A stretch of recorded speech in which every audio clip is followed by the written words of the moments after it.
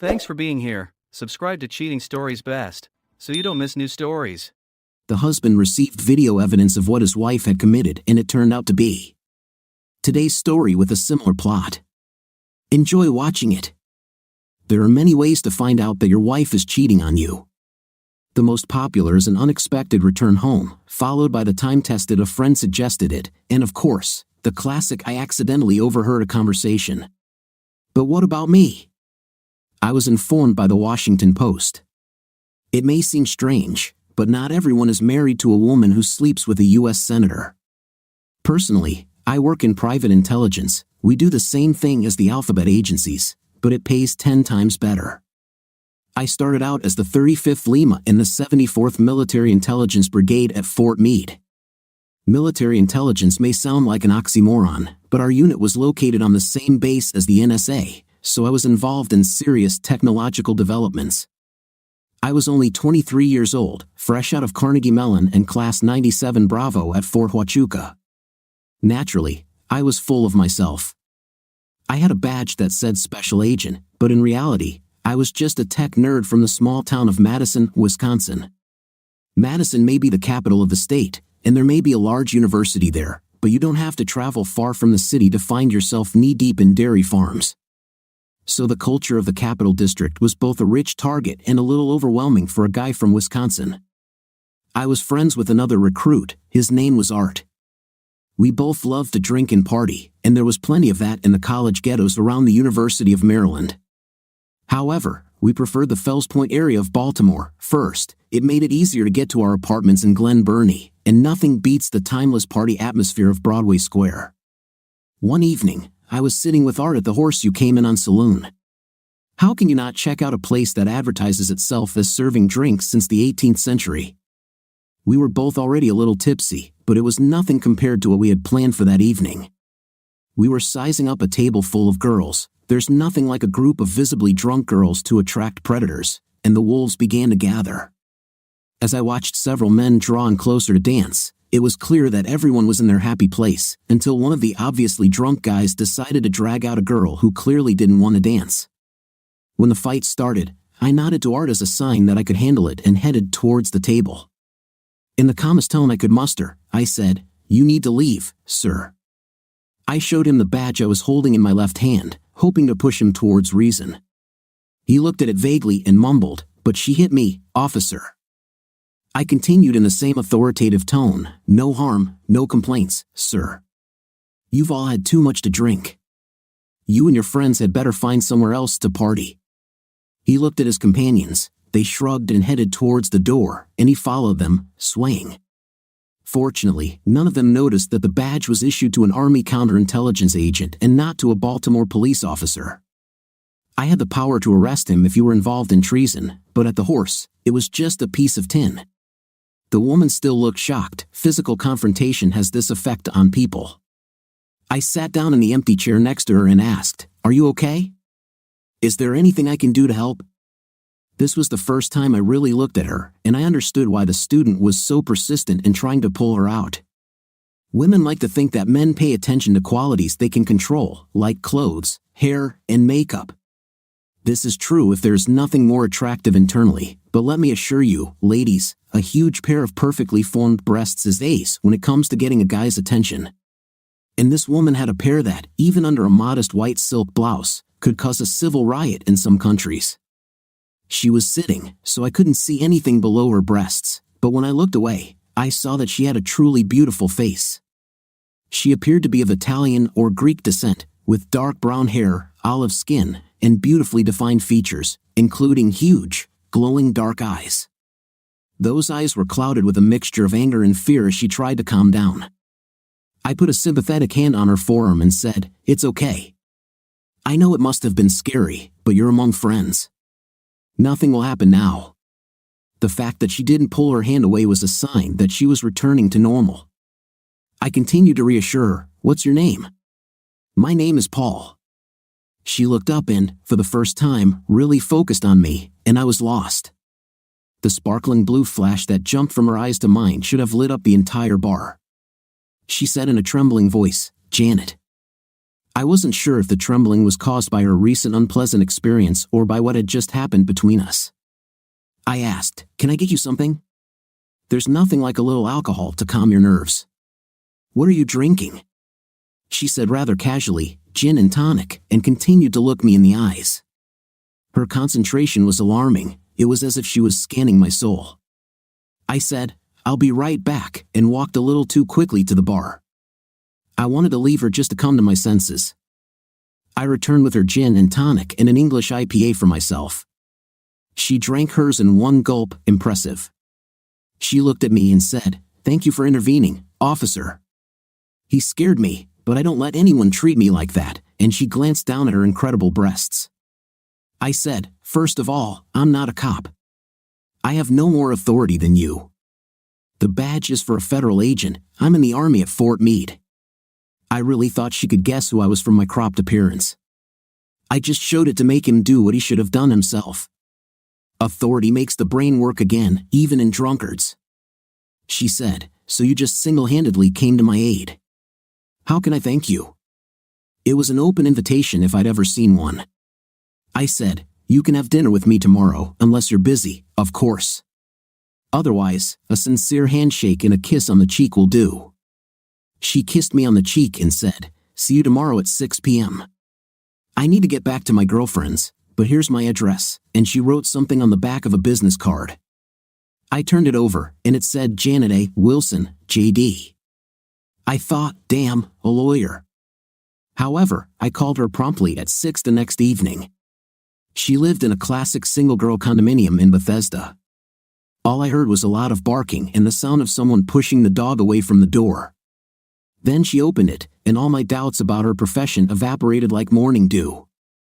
There was too much alcohol and general chaos last night for me to get a good look at her, but now the goddess Venus herself stood in front of me in tight jeans and a loose sweater. She had incredible curves, long legs, wide hips, and a slim waist. She was still struggling with what looked like a hairless rat, but I assumed it was a chihuahua. Finally, she bent down and picked it up. She was so engrossed in her animal that she didn't notice the look of confusion on my face. It's a constant process of rebalancing in a solo environment where everyone is looking for their place in the social hierarchy, and I wasn't sure I was in her league. But she looked at me so hotly that I was sure my socks were about to catch fire and said, "Sorry about that, Chida thinks she has to protect me from everyone." The rat showed me its teeth and let out a low, warning growl. I said, "No problem. I love dogs." What I didn't add was that my dog is a 100-pound pit bull/lab mixed named Buster. She threw her animal back into the room and closed the door. She then walked out into the hallway and took my arm in that way women used to show that you were with them. She said, "Where are we going?" I replied, "I was thinking we could try Blue Duck. I want to get to know you better, and their outdoor deck is a great, quiet place to do that." It was a beautiful, clear autumn evening in Washington. She looked worried and said, "I heard about this place and really wanted to try it. Rumor has it it's very romantic." "You don't have anything else planned, right?" she said with a flirtatious smile. I joked back, "Only if you have plans." I drove a silver Mercedes SLK. Like all good German guys, I love high-quality technology, and no one does it better than my compatriots. Okay, maybe my ancestors settled in Wisconsin in the late 1800s, but as far as the family is concerned, once a German, always a German. She was pleased with it, I hope. She said, "I thought you all were big macho guys driving muscle cars." I replied, "I don't like to advertise it," and turned on the smoothly running transmission. We talked all the way to the restaurant and then talked even more. Janet served as an assistant on the Senate Armed Services Committee. She grew up in a wealthy family in Chicago and received a classical education on the Gold Coast at Northwestern University and the University of Chicago Law School. She was 24 years old like me and just beginning to settle into the culture of Capitol Hill. The more we talked, the closer we became. She was stunning, but she was much more than just beautiful. She was smart, straightforward, and very funny. I took her home that night and left her at the door. She stood on her tiptoes and gave me a kiss. She said, "I've never felt this way after a first date. I'm not going to sleep with you tonight because I'm not that kind of girl, but if you come back for a second date, I'll rock your world." We went to Blues Alley the next night, and she wasn't kidding. We listened to music and had a couple of drinks. Every time she stood up, every guy in the room looked at her. Hell, I was looking at her too, even though I was with her. Men who date women with large breasts know what I'm talking about. It's not clear why men are so attracted to developed mammary glands, but this is undoubtedly the case. If your woman has such a pair, you just need to get used to the fact that all the men in the room will stare at her. Anyway, we got back to her house, and she said, "Why don't you come over for a late-night cocktail?" So I went in. I wasn't that stupid. We made love, but afterward, she looked at me as if she thought she had done something wrong. I asked, "What?" She replied, "Don't you think I'm some kind of woman of easy virtue now? I've never lost control like that in my life." I laughed and said, "Every man wants his woman to be a lady in the living room and a mistress in the bedroom. How could I not love you?" Oh my God, after 2 dates, I did the unforgivable. I used the forbidden word, love. I knew I could just put my pants on and leave before she called the sheriff to evict me.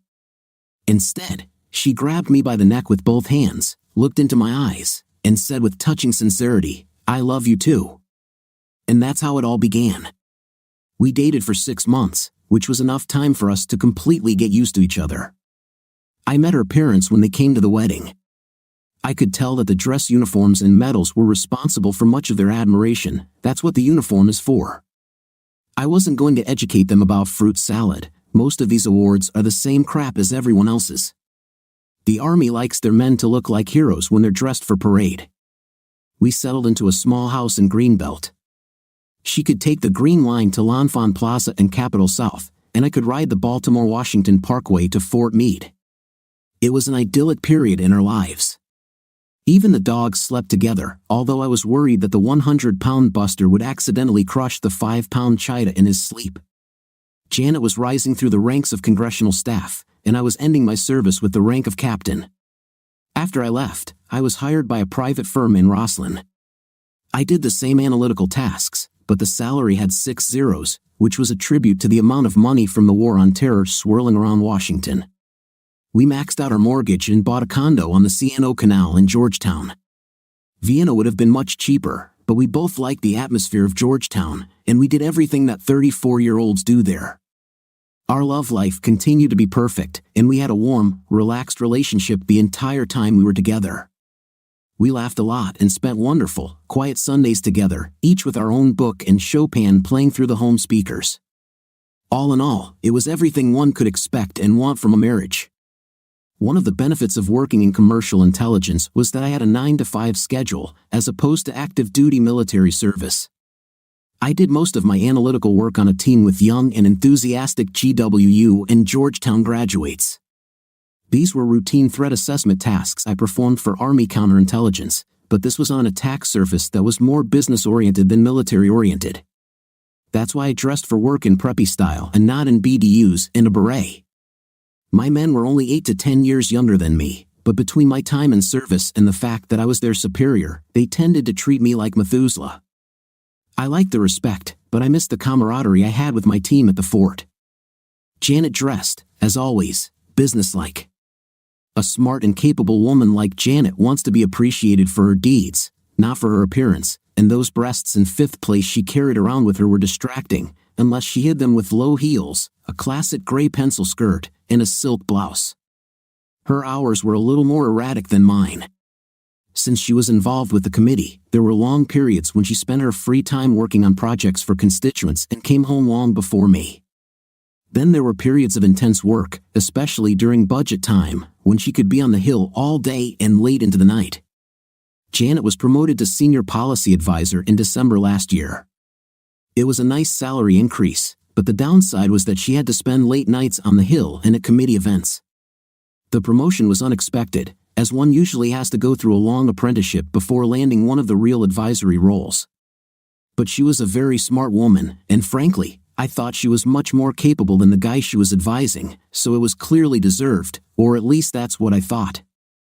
She was the chief policy advisor to the committee chairman.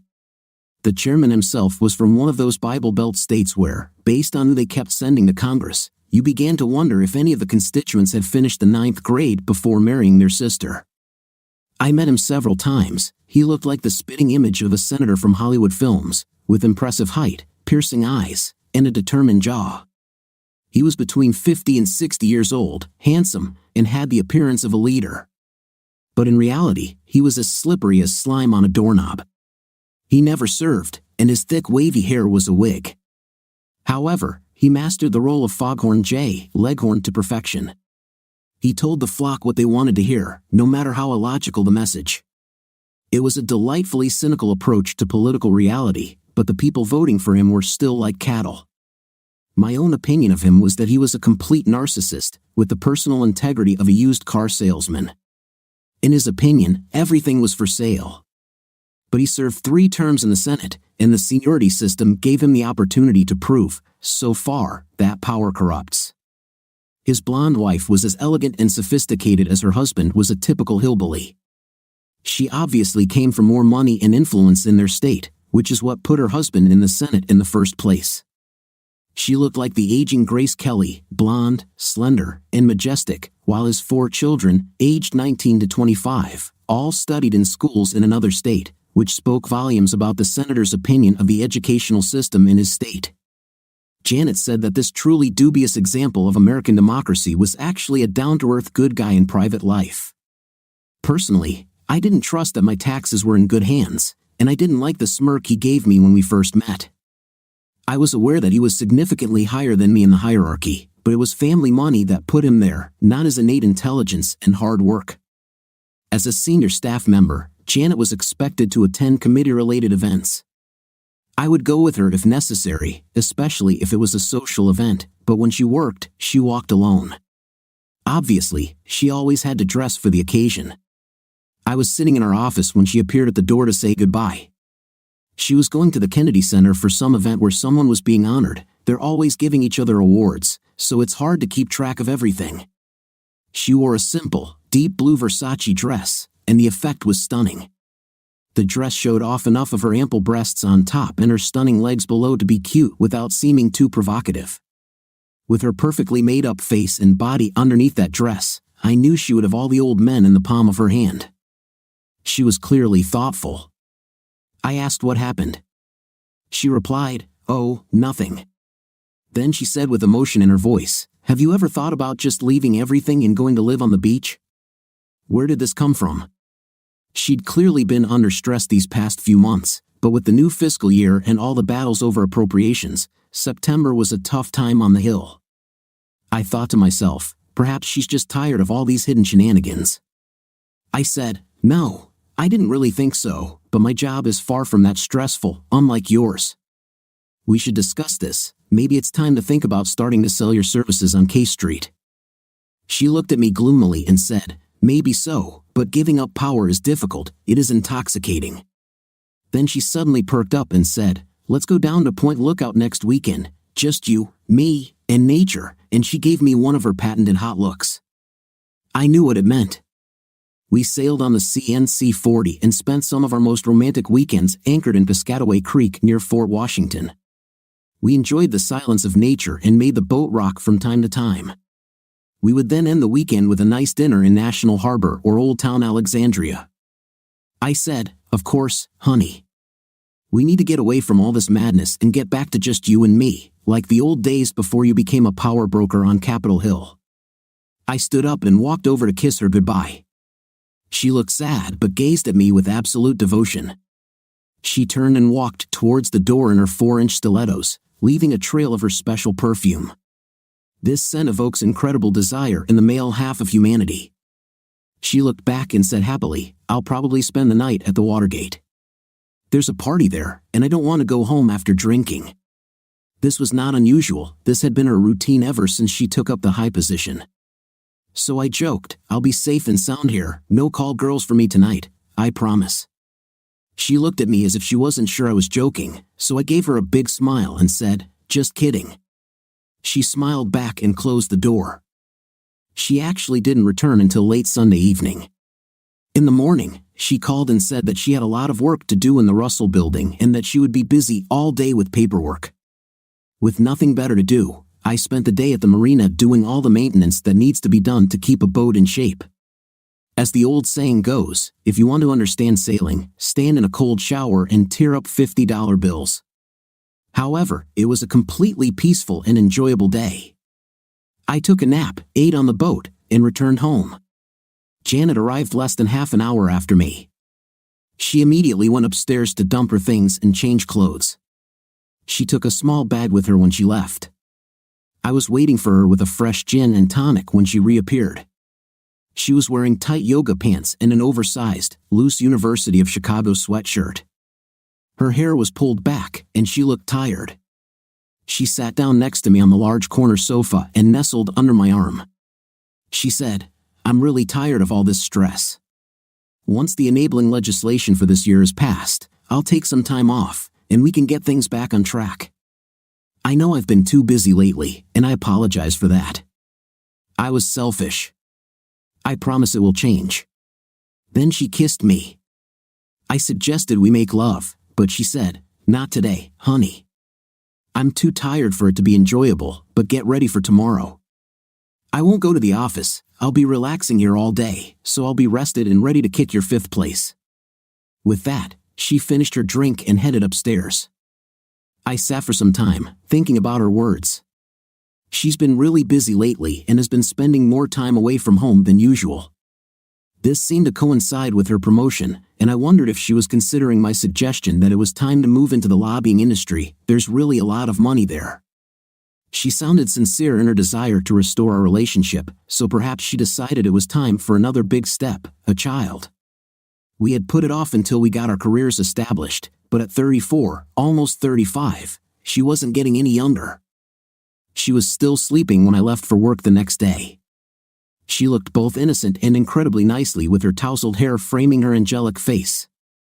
I grabbed my usual breakfast from Starbucks next to the Rosslyn Metro Station, where the Blue Line shuttle from Georgetown stops, then headed to work feeling more alert than I had in a long time. It was a beautiful autumn day, and the entire city of Washington, D.C. sparkled outside my sixth-floor office window. I felt especially uplifted. It seemed as if Janet and I might be entering a new phase in the twisting turns of our lives. There was a knock on the door, and Corey, my assistant and essentially my right-hand woman for the past 3 years, poked her head into the room. Corey graduated from Georgetown and had been my indispensable assistant for 3 years. I mentored her the first year, but the last 2 years, she showed that she could surpass me in analytics. She was smart, funny, and always full of life. Her technical skills were second to none. She and Janet were similar in many ways, smart, beautiful, energetic, and strong. But while Janet had a curvaceous body, Corey was elfin, if you imagine elves actually have big breasts. Corey had short blonde hair that seemed to be natural and the largest green eyes seen outside of the cat family.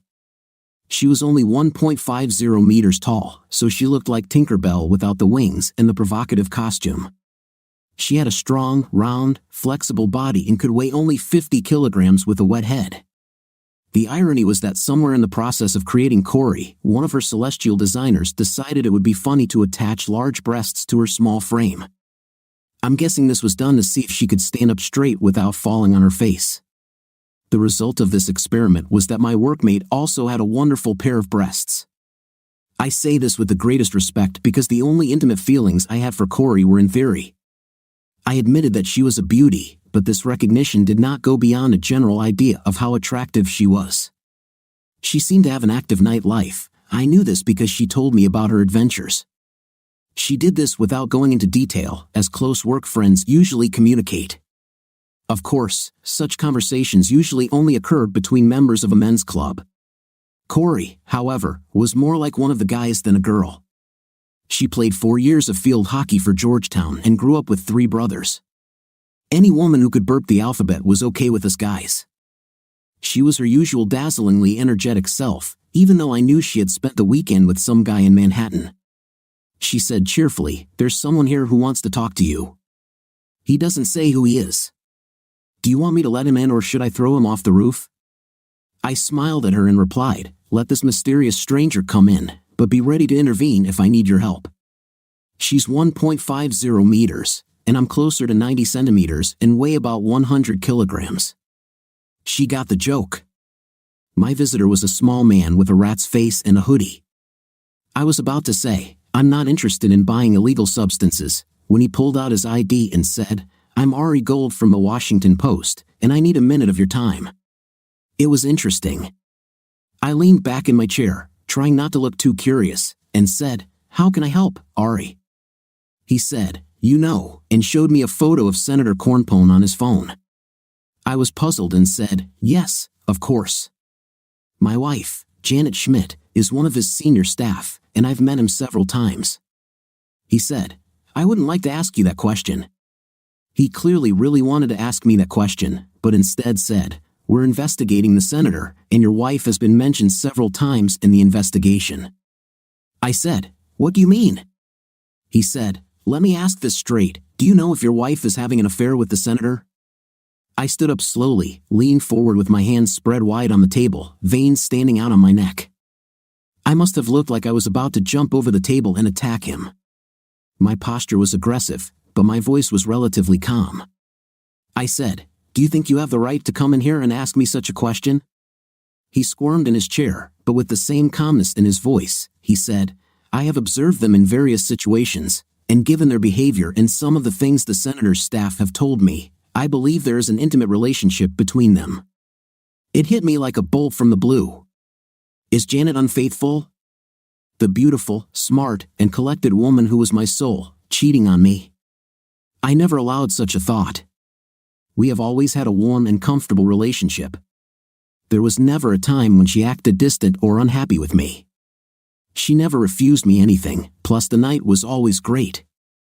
I expected to die in her arms. However, this rodent from the Post is telling me the exact opposite story. I said, how am I supposed to know what she's doing with that slimy piece of? She's with him because she works for him, and honestly, why is it any of your business? What makes you think you can just walk in here and ruin my life? He looked a little offended and said, the senator is one of the leading conservative voices for family values, and the public has a right to know whether he is, in fact, a hypocrite. This is a story that needs to be told, and if it's true, it will make a lot of headlines. I'm just trying to get to the bottom of it. So that's who he is. This little ferret saw himself as the embodiment of Woodward and Bernstein in a new era. I was sure he had already made room on his mantelpiece for his Pulitzer. I said coldly, I will not dignify your accusation with any comment. My wife is a loving and faithful woman who would never betray my trust. The senator may be morally bankrupt, but my wife is not, and I do not appreciate your insinuations. Please leave. He looked like he was about to say something else, but instead, he stood up and extended his hand. I shook it, and he said, here's my business card in case you change your mind. I walked him to my office door, opened it, and let him out. Then I closed the door, returned to my desk, and sat down. Waves of anxiety washed over me. Suddenly, the day didn't seem so bright anymore. Then a blonde head of hair and a pair of mischievous eyes peeked into the door. She said in her usual playful tone, what did that creepy guy want? I thought for a minute. My heart told me that I needed a friend, and my mind was telling me that I needed someone's help and advice. I couldn't handle this alone and stay sane. So I crossed my fingers and said to myself, it's all or nothing. I looked at her and said, with a little too much seriousness, he's from the Washington Post. Corey looked at me with that expression her generation often wears when you mention that old paper from 15th Street. Her internet-connected generation thinks the Post has news carved into stone tablets. I said, he wanted to tell me something personal, and I think I need to talk to someone. She jumped up on the chair in front of me, looking as interested as a Jack Russell Terrier waiting for someone to throw a ball. Her beautiful round face, with huge green eyes, expressed concern. She asked, what did he say? I started with a preface. Corey, we've been working together for almost 4 years. During that time, I've come to consider you one of my best friends. I don't have many friends or even people I trust, but you're one of them, so I will rely on you to keep this a secret forever. If you can't promise me that, then we need to forget I even brought it up. Her bright green eyes clouded over with resentment, and she began to cry. Women, she said, you can always trust me. You were my mentor, my friend, and the only man I could rely on in my life. I will never betray your trust. I thought, yes, really, where have I heard this before? But what I really said was, this guy was a reporter. He was investigating the senator that Janet works for, and from his investigation, he concluded that she was involved in an affair with him. He wanted me to confirm this, which of course, I didn't. But if something really is happening between them, I will be the center of attention on all the news channels around the clock. I think you understand how humiliating it would be for me personally, and it would also completely destroy our marriage. I just can't accept that kind of infidelity, and if Janet is really involved in something like that, she's not the woman I married. Corey looked shocked. Something else also appeared in her eyes, but I couldn't understand what it was.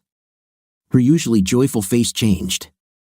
It went from a beautiful, fresh light that made her look like she was 16 years old to a much more focused and grounded person. At that moment, I realized why she was such an effective analyst. Her mind was like a steel trap. She said with concern in her voice, "How can I help?" I replied, "I'll have to figure out what's going on, and I'll need your usual technical help getting everything set up." I added with a grimace, "I might need a shoulder to cry on, depending on what I find out. Also, I'll need a partner in crime if things turn out to be as bad as Gold says, because I'm not the kind of person who can live in peace until all accounts are settled." She looked at me with an unwavering gleam in her eyes and said with conviction, "You can count on me, boss." Corey is 10 years younger than me, and she has always seemed more like a little sister to me than a real colleague. But I felt the intensity in that graceful body combined with her excellent mind, and I realized for the first time that she was not at all naive. I knew she treated men like snacks. I always thought it was because she led the carefree life of a single girl, and sometimes I worried about her. Now I realized that the woman sitting in front of me was not afraid of any man or any situation because she was always in control. She was a very tough girl. I arrived home at the usual time. Janet was my one true love and my best friend and companion throughout my adult life. She contributed as much to who I am as my parents did, so I didn't have to pretend to feel comfortable. She had run into town and bought empanadas and deep-fried food from a van with tapas, and had dinner laid out on her back patio. When I walked in, she tied her brown hair into a ponytail, and she was wearing jeans and a Northwestern University football team t-shirt. The t-shirt was hanging behind her, accentuating her round, delicious fifth place. She looked like the hottest sorority girl. She handed me a beer and said cheerfully, "So, how's the war on terror going?" I replied, "Same old story. The villains have to get up very early to do something against me." "How are things on the Hill?" I thought I saw a shadow pass across her face. She said, with an unusual amount of cynicism in her voice, "Oh, just great." What was it all about? We ate and talked as usual. It was such an ordinary evening that the problem I was struggling with temporarily moved to the back of my mind. Finally, she said with lust in her voice, "Didn't you promise to take care of me?" "Oh yes, right," I replied. Certainly, I was tormented by the thought that this might be my last opportunity to make love to her. But for now, she was innocent until proven guilty, and she was still the prettiest woman I'd ever known. We lay on the floor in the afterglow. Finally, she opened one eye and said, "What did you just do to me? Are you trying to make me your love slave?" I had the thought that slavery was the least I would do to her if I found her in the senator's bed, but instead, I said, "This happens when two people are as aligned as we are. We love each other, and this is the result." She looked at me with piercing sincerity and said, "I know. I love you with all my heart." We got ready and started our new morning routine. She took a shower, and during that time, I installed spyware on her phone and both laptops, personal and work. Thank God she brought home a work laptop to work remotely, otherwise, the task would have been much more difficult. A remote access virus gives complete control over the computer on which it is installed. I was particularly interested in camera and audio access. It allowed me to see her life from the other side of the mirror. Typically, social engineering is used to install such a virus, but since I had physical access to both of Janet's computers, it took me less than 10 minutes. I spent most of my time cracking her passwords.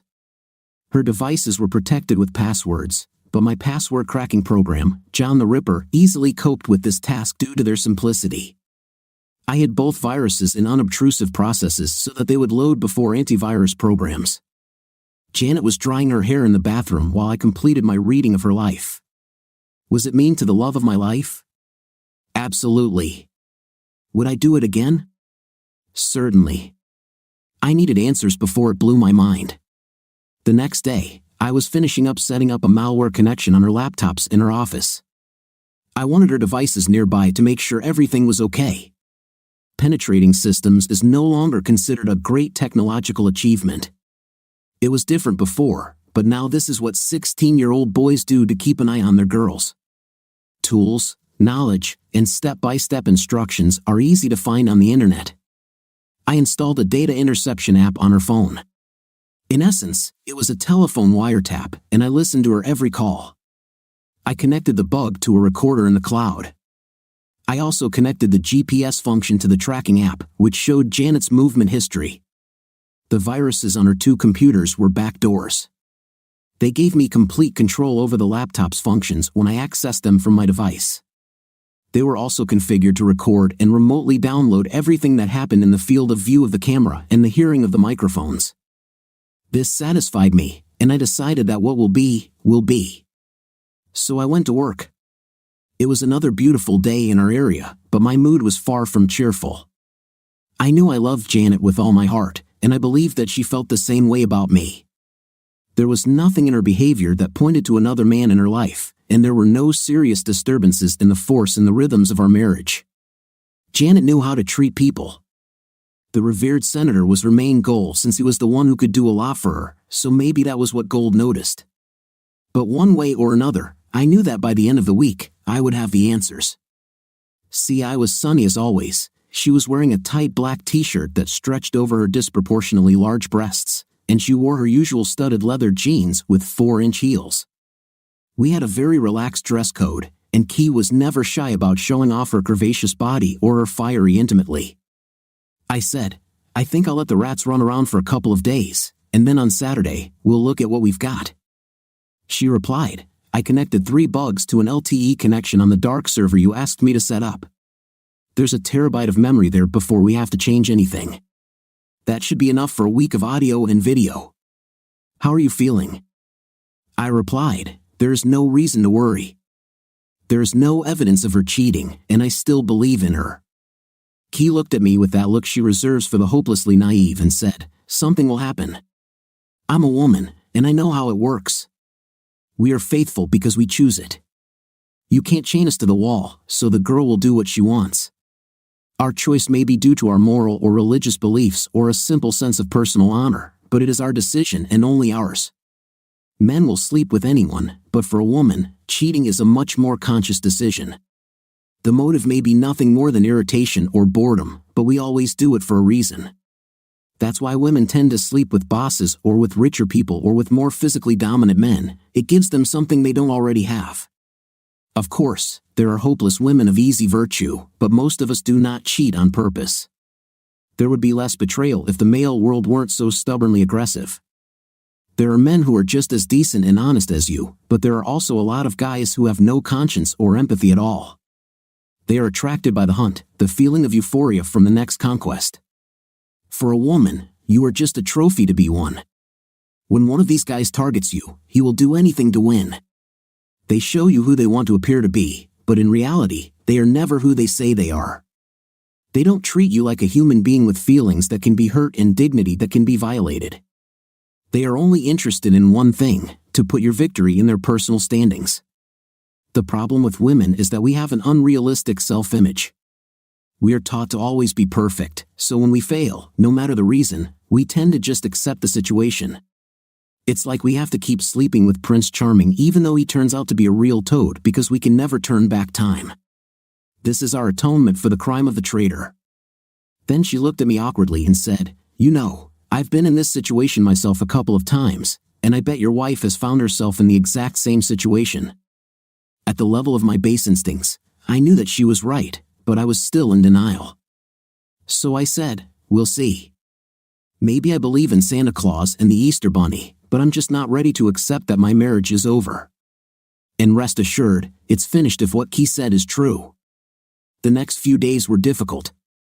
Much of the difficulty stemmed from the fact that I was probably writing the end of my own story. Another part of the problem was that Janet became particularly affectionate, which made me feel extremely guilty. I got the impression that she had come to some kind of epiphany. She had never been unkind or disrespectful, but she had been working hard for the last 4 or 5 months. Now, it seemed like she was trying to spend more time with me. I would never have noticed this change in her behavior if Mr. Gold had not come to me, but looking back, her actions seemed very remorseful. I tried to live as usual. I went to work and returned home as always. We spent time together, joked as always, and that week we made love again. I had no idea what to do. I wanted to take a look at the data before deciding on the next steps, but even the most superficial viewing of the video would take several hours. So, I decided to put off Armageddon until Saturday morning. On Saturday, I got up much earlier than Janet and left her a note saying there was an emergency at work. When I arrived at work with my usual Starbucks venti and a bagel, there were a lot of people in the office. Key was not among them. She had returned to Manhattan. She told me she was going to show up on Monday morning. She seemed to consider this guy more serious than her usual dating partners. I waved to a few colleagues as I walked in, then walked into my private office and activated the electronic lock. I do sensitive work, so my office walls are protected with a simplified version of Tempest shielding, and my workstation is very secure. Key connected the old mill site on the dark web as our forwarding point to the cloud, so if anyone found my rats, they would lead to a place that hasn't been used since President Reagan was president.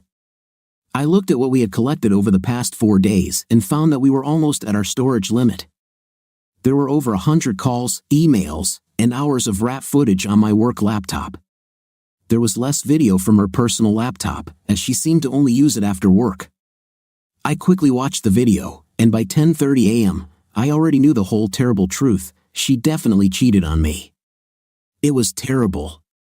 They seemed to limit their meetings to her office, which was a much less public place than his. Yesterday, I finally got clear video of both of them, exactly what I needed. It was filmed on her personal laptop. She was working on it at a table next to her desk when the call came, and it was directed to the entire room. She walked over to her desk to pick up the phone, and her work laptop recorded her sitting in an office chair, talking on the landline phone. From the conversation, I realized that the congressman was calling from his office to see if she was available. The timestamp was last night at 8:13. She was sitting at her desk doing something, and at 8:37, the scumbag senator showed up at her door. He entered and locked the door. He said, "Everyone has gone home, you let them go, right?" She sat directly in front of the laptop and answered with some sadness, "I sent them all home, just like you asked." He said, "Great, then let's get started." Romantic guy, isn't he? After night, he left. Then she started crying. I have never heard such heart-wrenching sobs from a person in my life. Last night, she came home while I was already asleep, but I went to bed early. I was glad it turned out that way. I turned off the video and just sat there, staring into space. My thoughts were blank, and I felt nauseous. The pain was almost unbearable. It came in wave after wave. I knew with absolute certainty that emptiness had become my new reality. I kept telling myself that I was strong enough to handle this, but my thoughts were a black void. The impact of it just overwhelmed me, and I lowered my head to the table and cried for the first time in 30 years. It was humiliating, but thanks to the shielding, no one saw or heard me. After a couple of minutes, my self-esteem took over. I needed to pull myself together, calm down, and take some action. I stopped crying, went to the private bathroom, and poured water on my face. I wiped my face, looked into my red eyes, and said, "You're alone now, soldier, so pull yourself together and stop being such a weakling." After witnessing what happened, I knew I couldn't stay married to Janet, but this realization shattered my previously complacent outlook on life. Everyone should have at least some confidence. Mine was built around my marriage, and hers. It may have been foolish to put all my eggs in one basket, but I chose this path. Now, I realize how mortal I truly am, and it was a terrible revelation. Nothing was certain for me now except death and the burning hatred I had for Senator Jubal Early Simpson. I knew it was time to close that door and move on to the next phase of my life without Janet. The vista I was walking into was as desolate and lifeless as a desert, but I felt that I could retain at least some part of my sanity if I controlled my hatred. I was still in a state of shock. All I could think about was being alone and reflecting. As I walked down to the car, I had a completely inappropriate thought. Thank God I decided to drive instead of taking the blue bus. I couldn't face her now. I didn't want anyone to find me, so I drove the Range Rover to Fort McNair. I have access to this base as a reserve officer.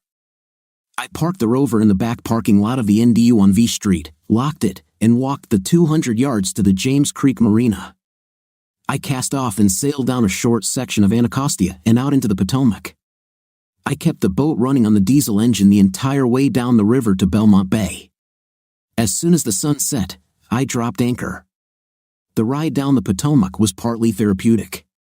It was another beautiful fall day, and I tried to focus on the things I still had. I had a job that I loved and some good friends, especially Key. If I ever needed her support, it was now, but I had too much pride to interrupt her weekend. I had just turned 35 and was in decent shape. I would find another woman and rebuild my life, no matter how scary it sounded. But first, I had a debt to settle. The thought of the scorched earth I was about to bring into Senator Simpson's life almost restored my wholeness. My phone started ringing around 3:30 p.m. I had formed a plan and absolutely did not want to talk. She kept calling after that, so I turned off the phone. I had a lot of alcohol on the boat, but I'm not the type of person who drinks to escape problems. So, I sat in the cockpit in the dark, drinking Yangling and listening to the birds and insects in Occoquan Bay. Then the phone lit up again. I was about to turn it off, but I saw that it was Key calling, not Janet. I picked up the phone and said, "Hey, baby." Her voice sounded angry. "Where the hell are you? I've been looking for you everywhere." I answered, trying to sound cheerful, "Hello to you too. How's New York?" Key said, "Screw New York." As soon as Janet called me, I realized that the ball had dropped here, so I returned 3 hours ago. "I've been to every place I could think of, looking for you." "You need a friend," Corey said.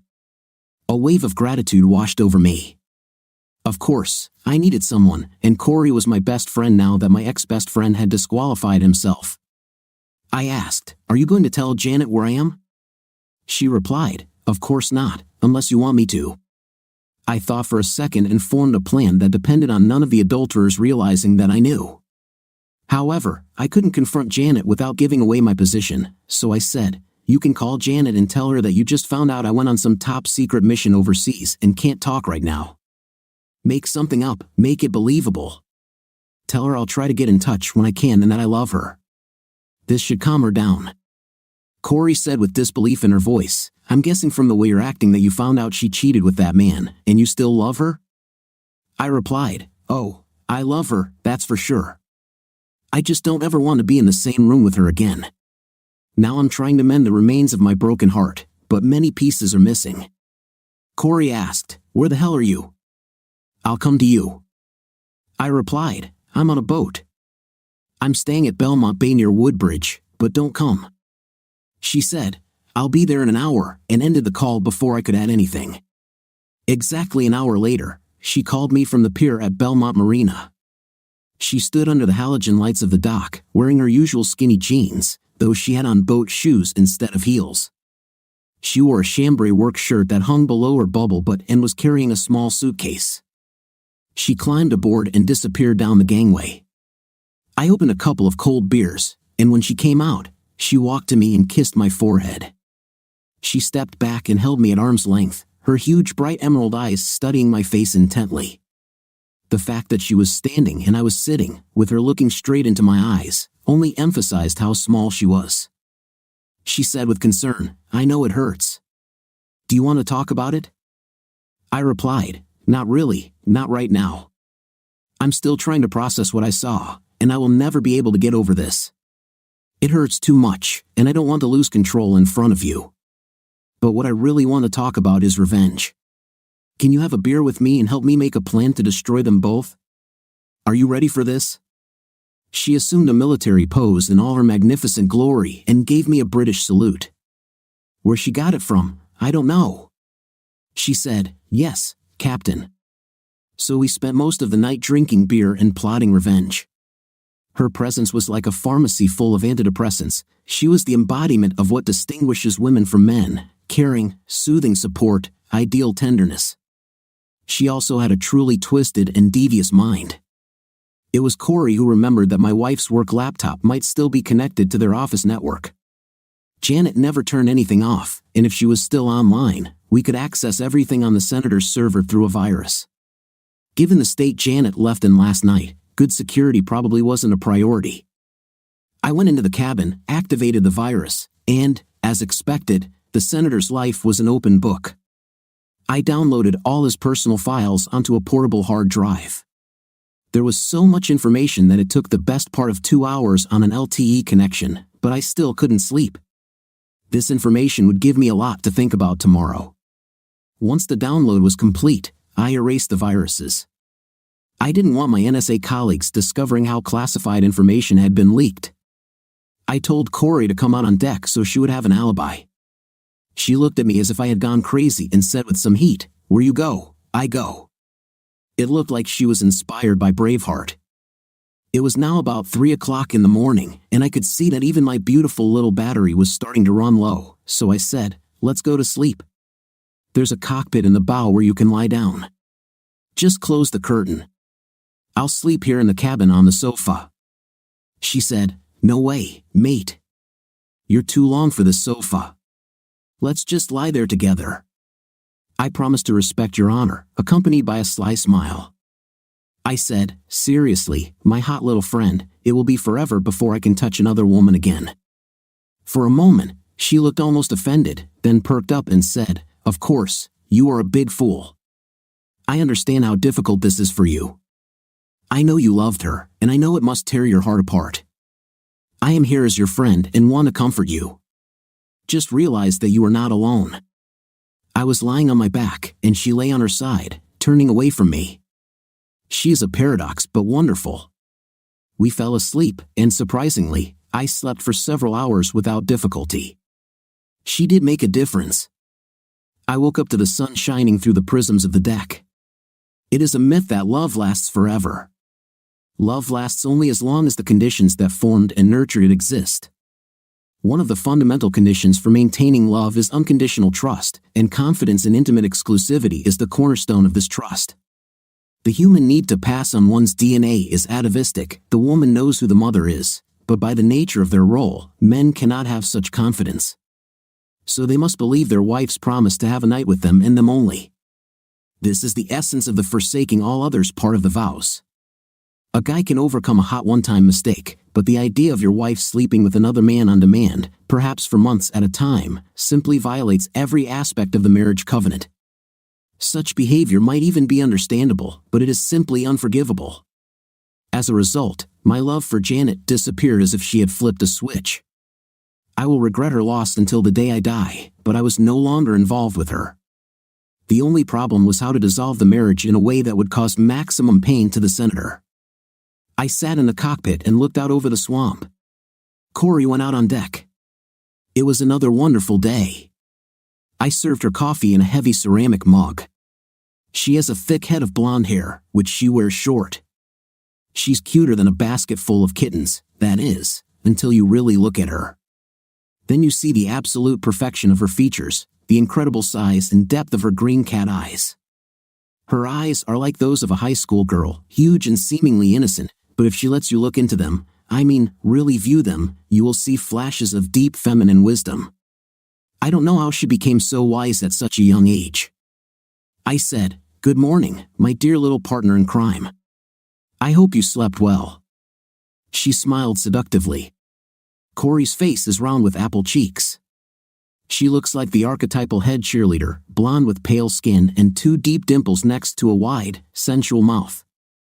The dimples appear every time she smiles and only add to her American dream girl look. Janet, on the other hand, has a gorgeous, exotic dark Mediterranean beauty with high cheekbones of a classic beauty. Janet probably never looked naive in her life. Corey said, "I had the most amazing dream just before I woke up. Do we need to talk about this?" I replied, "Maybe later. First, I want to talk about something much more pleasant, namely, the word of the last knife with the great Senator Simpson." I need your thoughts on this. She said, can I see what triggered the crisis, or is it too hard for you to share? I think I can give you better advice if I have some insight into the situation. I know her terminology sounded funny, but when Corey was focused on a task, she tended to sound like a top-notch intelligence analyst. I said, this is set up on the laptop in the cabin, but these are pretty tough things. It kills me to see this, but I know these videos present a lot of potential harm to the participants. The only question is how to use it. She left the cabin after 45 minutes. She cried. She just stood there, wringing her hands and looking at me. She said, I'm so sorry, Paul. It must have been terrible. She then added, I feel even more sorry for Janet. What was this? I thought that after Corey saw Janet's behavior, she would want to help me stoke the fire. Corey said, I don't know why your wife is sleeping with that idiot, but it's obvious that it's killing her. As a woman, I can testify that she is not doing this voluntarily. I said with disgust, we watched the same video. Corey looked at me angrily and said, grow up. This was the first time she had ever addressed me in anything other than respectful terms. She continued, your wife has been broken by this guy. She does what she's told, even though she doesn't like it. And she clearly doesn't like him. I don't know how it happened or what power he had over her, but she was no more willing to do what I saw than a prostitute with a client. She just did it. I'm not saying this to get you two back together or even to get you to forgive her. I'm just giving you a situational report and telling you that the real villain here is her boss. I said, well, I agree with you on this, and I have a couple of ideas, but I'll need to get to a quiet place with stronger Wi-Fi. Did Janet believe the secret agent story? I asked. Corey laughed and said, she bought it, even though she didn't like it. She said you'll have a lot to explain when you get back. Honestly, I think she thought you were off to your pranks. I said, so no one will be looking for me on Monday, right? She said, at least no one officially. I said, I'm going to drop you off at the marina. Your car is there, right? Then you can go home today and be at work tomorrow, fresh and blinking. She looked like she was about to object. I said, Corey, you have to do this. I don't want any changes in the routine, and if we both go missing, it might raise suspicions. Plus, I want you out of the blast zone. She said, I'll do it, but only because what you're saying makes sense. On the other hand, if you need me, you'd better call me, otherwise, I'll find you and do terrible things to you. I dropped her off at the marina pier. She stood there watching me swim back into the bay. She then turned and walked to her car. The last thing I saw was the sparkling hair on her head. I had a lot of time to think on my way back up the river. I could push the old boat at about 10 knots on diesel, so with the throttles wide open, the trip back to James Creek Marina took only about 3.5 hours. After I docked the boat properly, I crossed V Street and walked to my car.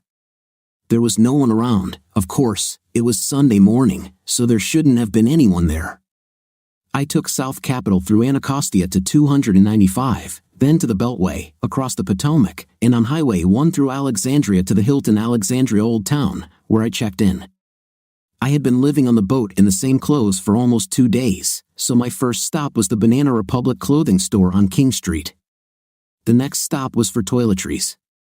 After I showered, shaved, and changed into my new preppy clothes, I felt almost normal. Then I sat down at my laptop to, as my dad used to say, get to work. Revenge is a cleansing feeling, it gives you focus and direction. I no longer thought about how much pain I was in. My mind was focused on coming up with ever more ingenious ways to make the object of my hatred unhappy. I knew that at a minimum, the video evidence would be difficult to explain to his fundamentalist constituents as well as to his wife. But just putting it online or giving it to Gold wouldn't be personal enough. I needed to have some fun. I realized that my desire to face this guy was childish, but that idiot violated my wife and ruined my life. I wanted him to experience the same feeling of hopelessness and emptiness that was now my new reality. I wanted to look him in the eye as I explained his predicament. I wanted to see his horror when the trap slammed shut, to see him in that moment of realization that there was no way out, and to watch how he would struggle with this realization. To maximize his pain, I needed to find out everything I could about his miserable life. I'm I'm not as good as Corey with electronic gadgets. She grew up in that era, but I have proof that I am better than anyone else at analytical work. I opened the personal files we had downloaded from his server. I hoped that a day spent with the senator's most intimate secrets would be educational. His server automatically backed up its clients, so while this fool religiously erased material from his computer, his office hard drive had a backup of all his personal interactions. Here's what we downloaded. Since the good senator couldn't even spell the word encryption, let alone use it, all his criminal activity was there, readable in plain text. It didn't take long to realize that he was running a classic pay-and-play scheme worthy of Detroit City Hall. Only an overconfident, overly spoiled scumbag with no sense of responsibility would store evidence of such blatantly corrupt actions on a computer. But the senator seemed to think he could do whatever he wanted without consequences. I suppose if you were sitting in the exclusive atmosphere of the Senate, you might see it that way. But it was pride, pure and simple, and as a result, the senator would soon learn that you always have to pay for your actions. I am a small, insignificant David, and the senator probably thought he was an invincible Goliath, especially with the power and majesty of the entire federal government behind him. But the virtual world is changing the rules of the game, and in this world, the right person with the right technology can bring down anyone. By evening, I had compiled a summary for Gold so he could follow along. These revelations might actually win him a Pulitzer Prize. The dossier contained details of names, times, services rendered, amounts, account numbers, and access details to places where the senator hid his loot. I also included undeniable evidence of corruption, along with a breathtaking high-definition video of the senator and a woman whose face was blurred out. Recording bribes was a criminal act. This evidence could ultimately send the senator to prison, but nothing attracts attention like a hot scandal.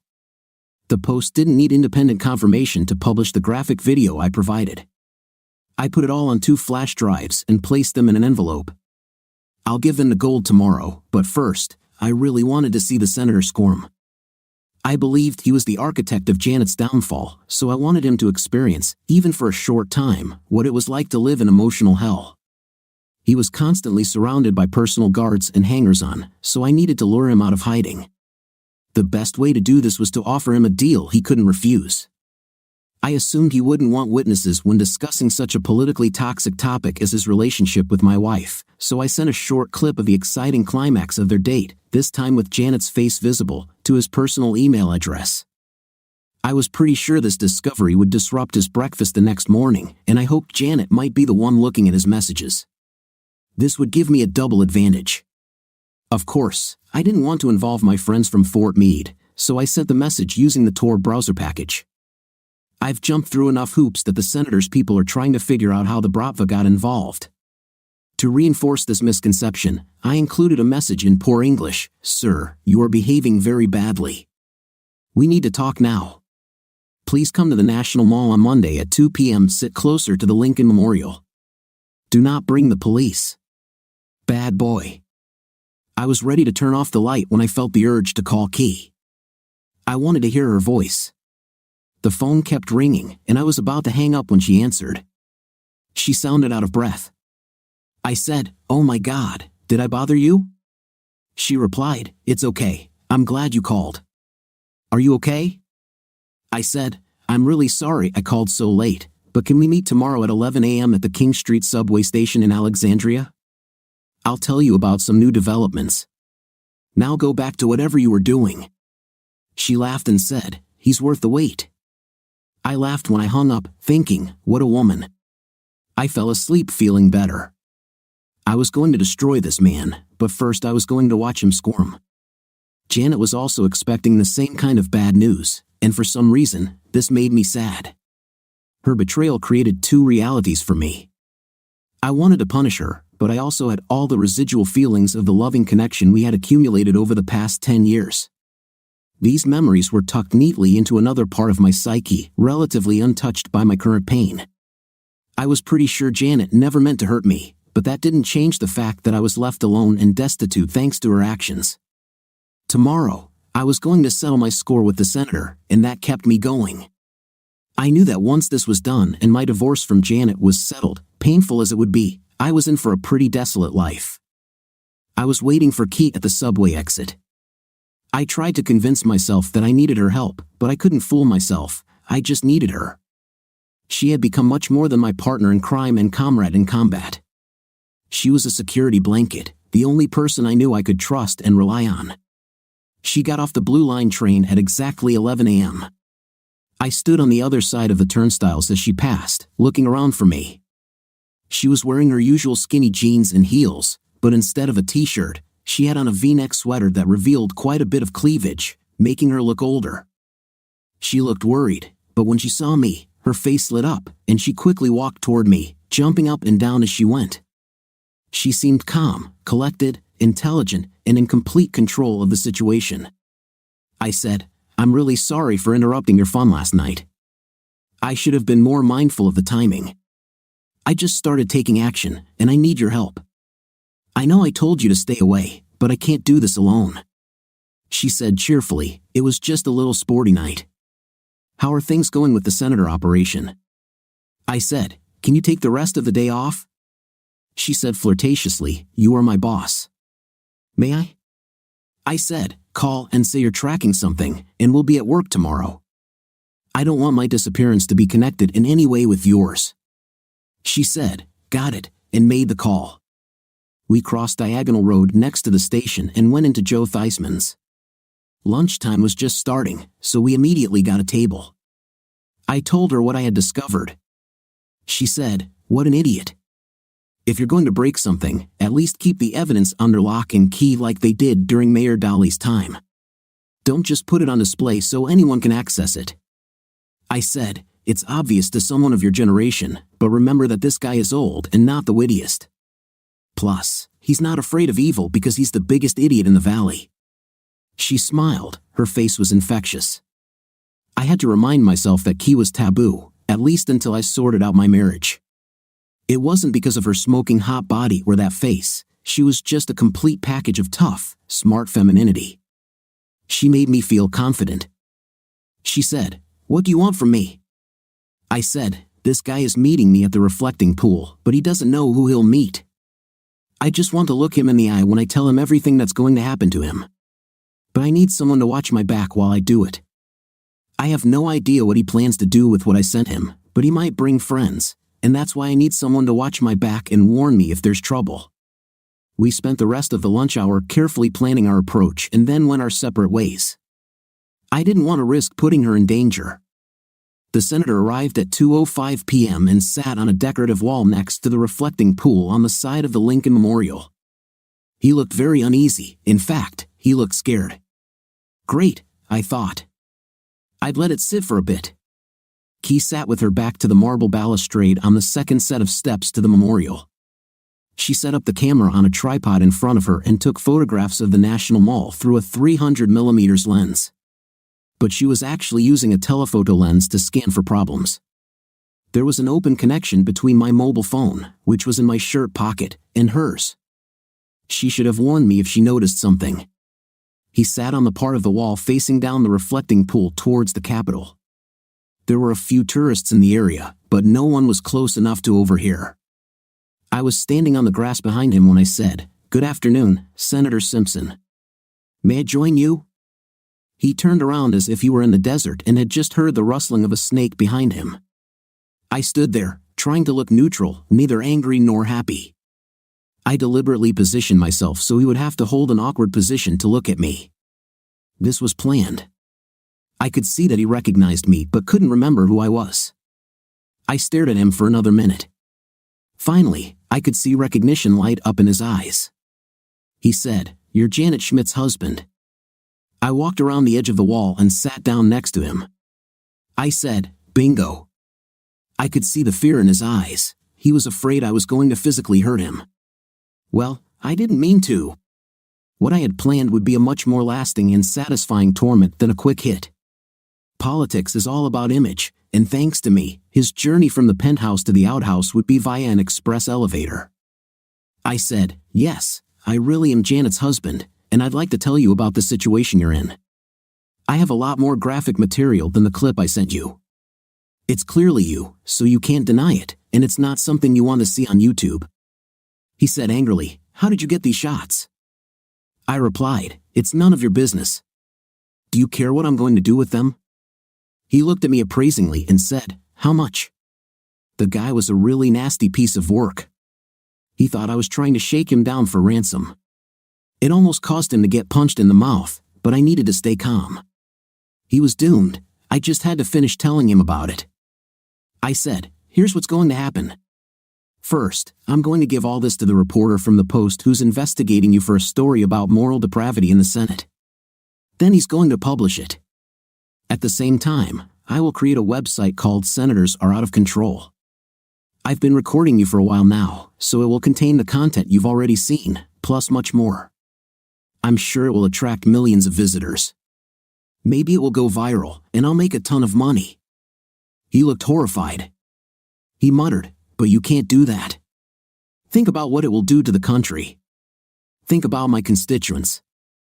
I laughed out loud. I said, I'm thinking about the country and your constituents. They might want to know what the voice of family values is doing in Washington. I'm also sure your distinguished colleagues in the Senate will want to know what you've been up to. This whole body is like a pack of hyenas. They would tear a wounded member of the pack to pieces. He absorbed it all. There was a pause while the implications began to sink in. Then he buried his face in his hands and began to sob. It was an amazing surprise. He was an even bigger coward than I thought, but watching his public collapse was satisfying. It mirrored the personal collapse I experienced when I learned of my own situation. I said mockingly, Cheer up, you pathetic coward. You're crying just like my wife does after intimate with you. And about Janet, if you tell her about this before I have the pleasure of doing it myself, I'll come up with a few things you won't like at all. Then I smiled at him indulgently and said, But unlike you, I am a decent person, so I will allow you to resign from your position to spend more time with your family. If you do this within the next 24 hours, I will not hand it over to the Post. He looked at me hopefully and said, Will you let me do this? It would have saved a lot of his reputation at home if he had retired in good standing rather than as the exposed scoundrel he truly was. I said, Like I said, I'm a decent person. I have absolutely no intention of doing anything other than exposing your vile, immoral qualities for all to see, but it would give our conversation a lot more weight when you know that I'm as cunning as you are. He stood up, took my hand in both of his in that classic political gesture, and shook it with grateful appreciation. He even said, with tears in his eyes, Thank you. Then he turned and walked along the reflecting pool. He was defeated but not yet resigned. The next 24 hours would change his state significantly. I called Gold and asked him to meet me at Madison for an afternoon cocktail. It's right down the street from the Post. He was sitting in a booth with me at the bar when Gold walked in. I stood up, and we shook hands. I said, Do you remember my assistant, Curry Whitman? He gave her the same appraising look that every man gave and said, Of course I remember. At least he was honest. I handed him the envelope and outlined what was on the 2 flash drives. I said, I have to apologize to you. My wife did have an affair with Senator Simpson. All the evidence is on this flash drive. I handed him the first one. Last night, I put together a 15-minute compilation of Janet's best moments. It was devastating for me to relive this, but I wanted to control what you saw. However, even 15 minutes of what I conveyed to Gold was enough to end the senator's career. Then I picked up another flash drive and said, This flash drive contains all the documentation about the multi-million-dollar corruption scheme that the senator has been running since he took office. The details are here. Even by Washington standards, this is corruption. It was stolen from his hard drive, so you'll need to confirm it from other sources, but the paths you need to follow, investigators, and the holes worth looking into are all clearly marked. I'm confident the Post has the resources to deal with this quickly.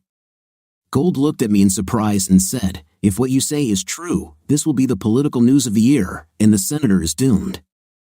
I won't ask how you got it, but I can congratulate you. This is explosive stuff. I said, The information I just gave you was collected by Key. She's the genius behind it all. He said, What can I do for you?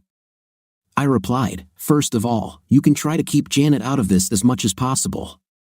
She's a victim, and I want to protect her. Gold said, Even though she deceived you? I responded, I want to be fair.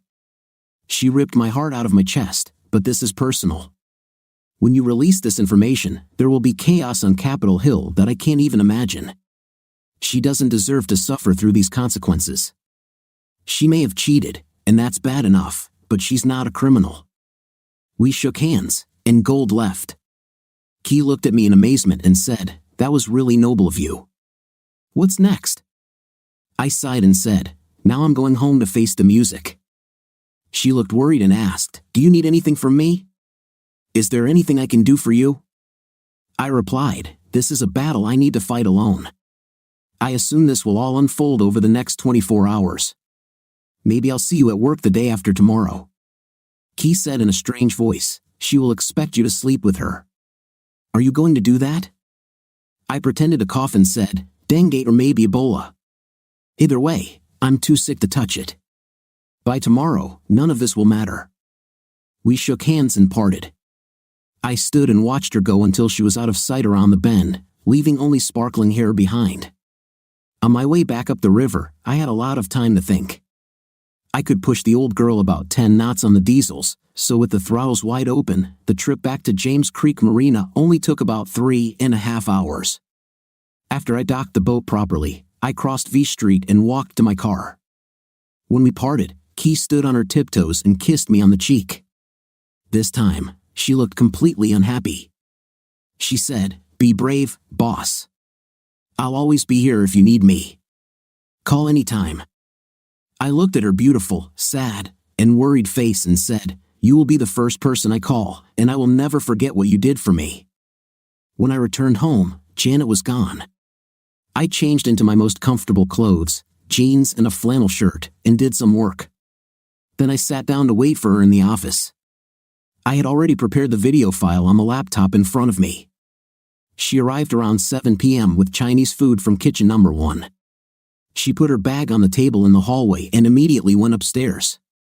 15 minutes later, she returned wearing her standard loungewear, yoga pants and a loose sweatshirt. She took her bag and headed to the kitchen, looking thoughtful. Seeing me in the office, she shuddered, and absolute joy spread across her face. She dropped her bag and ran towards me. I woke up. She hugged me and kissed me. I didn't say anything until this moment. I was full of emotions. She stepped back and said, "Thank God you're home. I was so worried. Where have you been?" I said, "Sit down," and pointed to a plush leather chair by my desk. Then I said those 4 fateful words, "We need to talk." She looked puzzled and worried as she sat down. God, how beautiful she was. I said, "First of all, I want to say that I love you more than my life. I've never loved anyone but you, and I probably never will. But I know." She looked like she was about to say something, but then it dawned on her. Her face turned pale. She sobbed and said in a choked voice, "Oh God, no," then collapsed back into her chair. She put her right hand over her eyes. Unfortunately, it was the same gesture she used on Friday, but this time she seemed to be catatonic. I said, "I'm going to leave a very violent video here on the laptop. I want you to watch it. When you're done, we can talk." Then I stood up and pressed play. She screamed as if I had hit her. I left the room to the sound of her sobs. I picked up the fallen bag of Chinese food and went to the kitchen. I put the bag in the refrigerator. I thought neither of us would feel like eating tonight.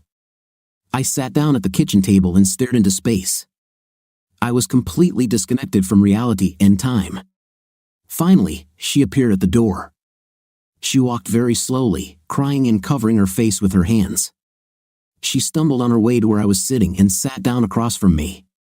She put her head in her hands and cried for a couple more minutes. I finally said, "Janet, we need to talk." And now. She slowly raised her head and looked at me. Even with all the tears, her face stained with them was beautiful. I said, "I made a vow not to ask why, and you don't have to tell me how sorry you are. I just want to talk about how we're going to separate." She sobbed, "No, you can't do that." This was starting to really irritate me. I'm tired of people telling me what I can't do, especially cheaters. She cried, "I love you, Paul. Only you. I hated to betray you, but I couldn't stop. He's so powerful, he just wouldn't let me go. I said, I don't even know what that means. You're human. All you had to do was say no and walk away. Instead, you gave him a night on demand, and by this time tomorrow, he won't be so powerful anymore. She looked shocked and said, What have you done? I replied, The Post is about to publish an article about your affair. Tomorrow, it will be very well illustrated, if you know what I mean. Your boy lover will end up on the street. He will be forced to resign and ride off into the sunset with his loving wife, unless, of course, she kicks him out for what he did. Don't be afraid, the Post will try to maintain your anonymity if possible. She lost all color and said, It will ruin him. I said, I sure hope so. Why should you even care? Do you love him that much? She said with some heat, He is my boss. He put me in the position I am in now. I don't love him. I don't even hate him. I only love you. I said, Okay, I'm naive. Although I promised myself, if you don't love him, then please explain why you slept with him. If you say it was just for intimate, I will leave right now without further ado. She collected her thoughts and said, I tried to help him cope with the pressure of his position. He is a very important and influential person. His leadership and guidance affect everyone in the country, and I thought I was making a difference by supporting him. He came into my office a couple of months after I started working for him and said he didn't want to live anymore. He said the burden of decisions was too great for him and that he couldn't stand it anymore.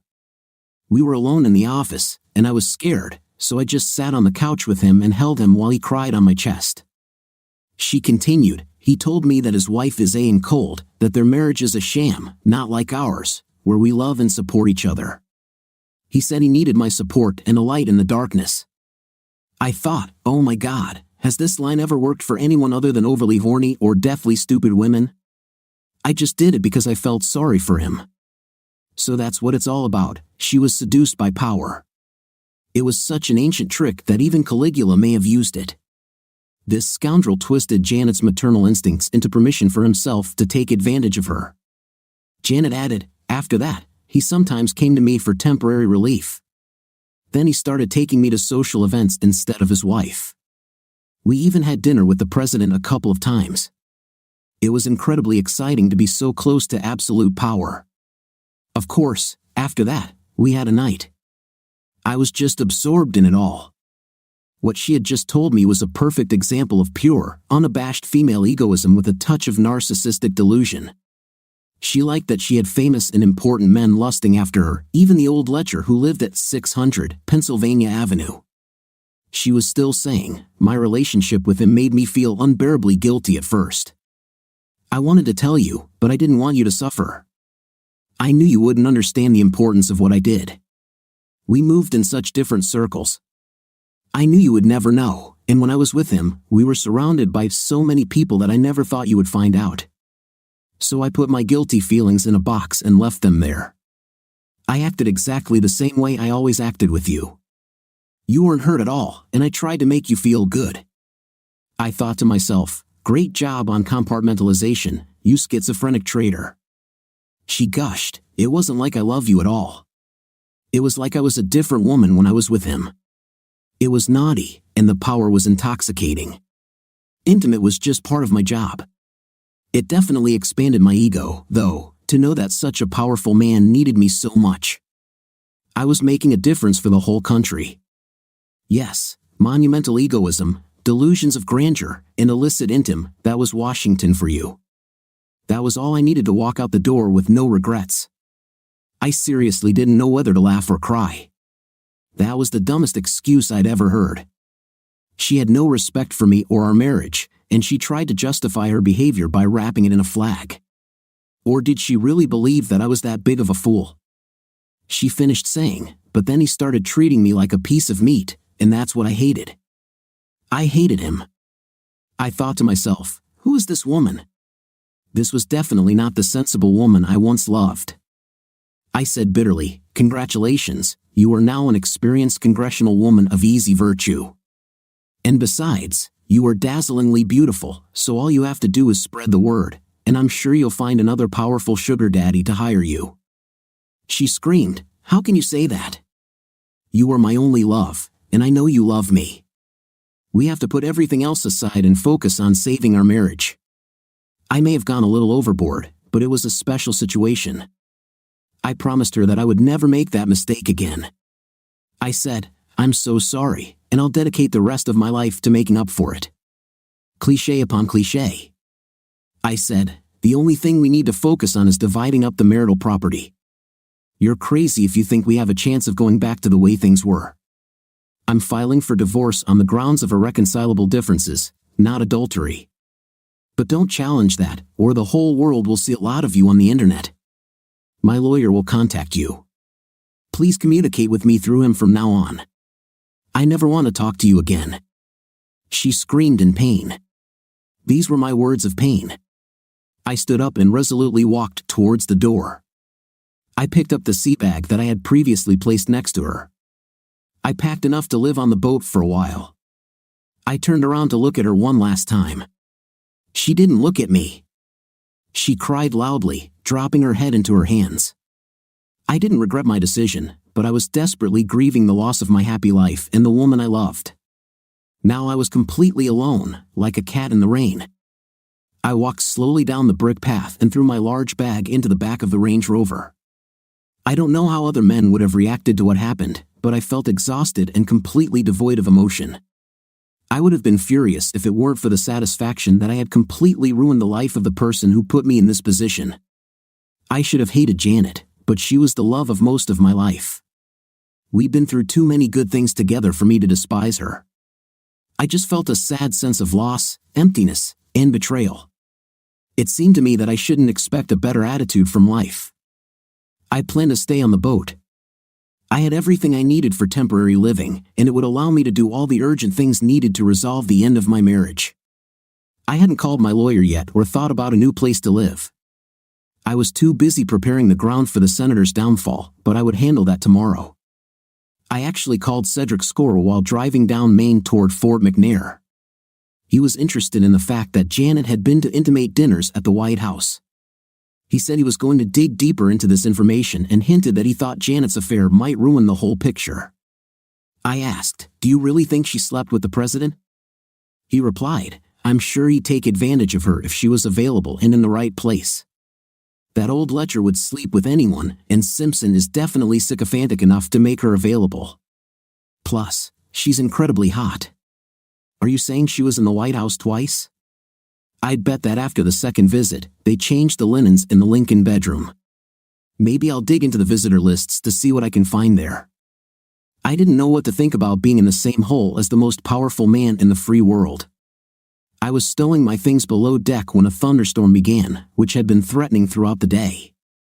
It became a strong storm, and the wind and waves rocked the boat on the moorings. It wasn't cruel, it was actually quite soothing to listen to the rain pattering on the deck above me. I opened a bottle of Boudreaux 27, turned on Beethoven's immortal Ninth Symphony, and sat down to meditate while drinking whiskey.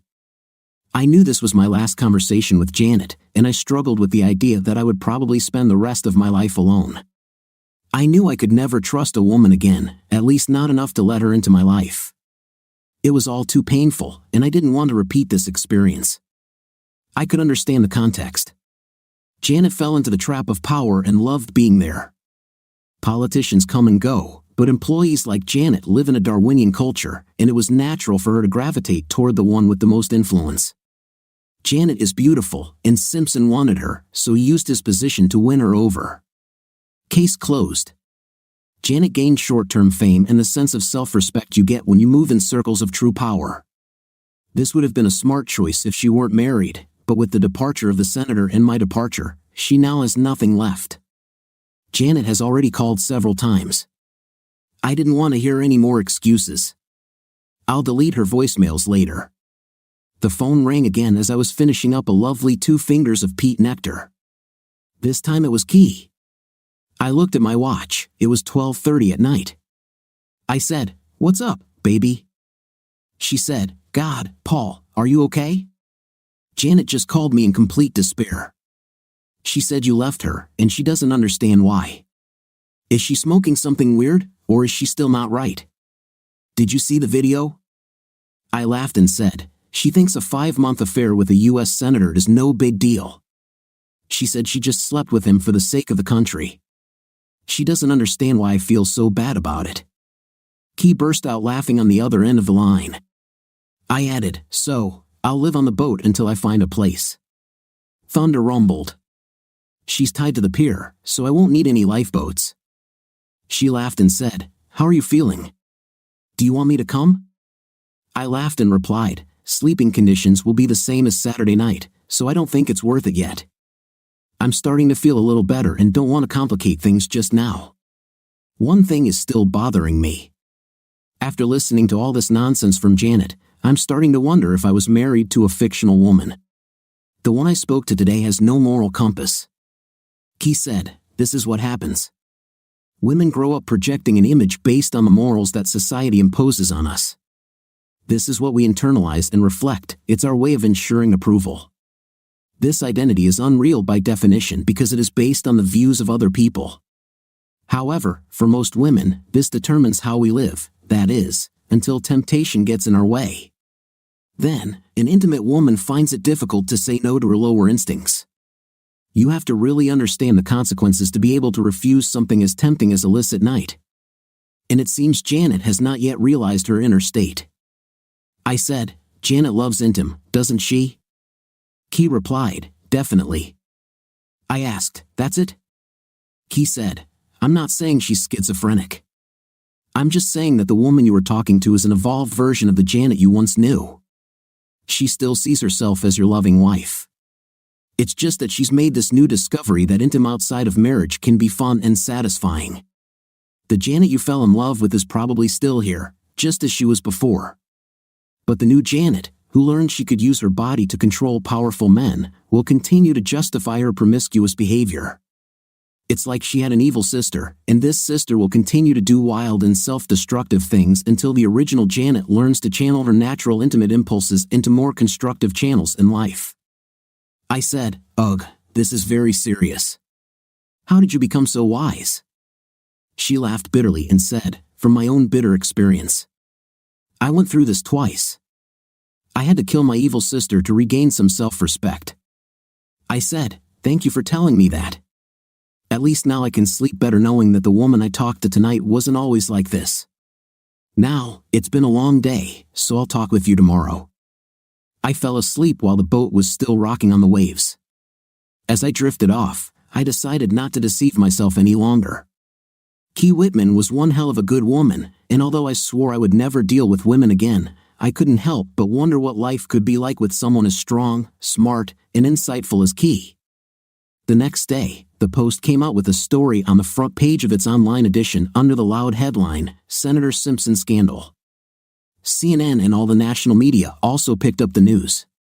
Gold kept his word and did not mention Janet specifically, but that didn't stop the media monster truck from rummaging around like a pig for truffles. In the end, Janet's name came out anyway. By this morning's episode, her face was plastered all over the national news, which, of course, drew me the horns in a spectacular manner. Media jackhauls found out where Janet lives, so she left our condominium pursued by a crowd of reporters and paparazzi. I watched the commotion on the local news channel. It was heartbreaking to see the person you once loved look so completely defeated. I knew that they would follow me further, so I took off the mooring lines and headed for the mouth of the Potomac. It was a full day's journey, but by evening, I was sheltered in a deep bay off Cape Lookout. My mysterious disappearance and my intelligence background sparked a storm of speculation that lasted the standard 15 minutes of media attention. Protested all day, claiming that the infidelity rumors were lies made up by a jealous husband. So, I used my entire data package to upload unedited video of his escapades to selected sites.